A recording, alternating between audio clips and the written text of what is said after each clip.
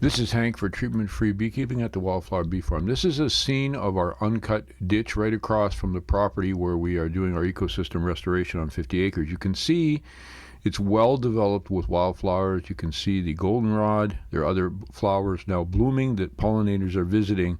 Plus, most importantly, there is milkweed. You can see this milkweed has been chewed away. Remember, monarchs and other insects only forage on milkweed as they develop.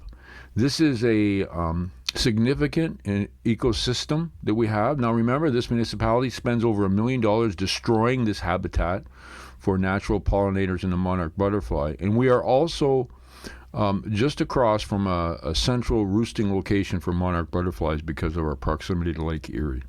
So please, if you are in a municipality where they cut ditches that are not a safety concern, they're simply doing it for cosmetic reasons, or spraying with Roundup, which is even more destructive.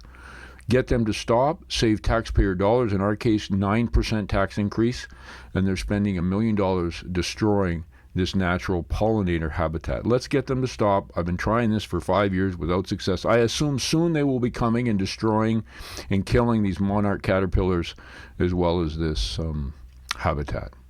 This is Hank for Wildflower at the Wildflower Bee Farm. You have an amazing day, and I think it's time to write some letters and make some calls and get this waste and destruction to stop. Have an amazing day.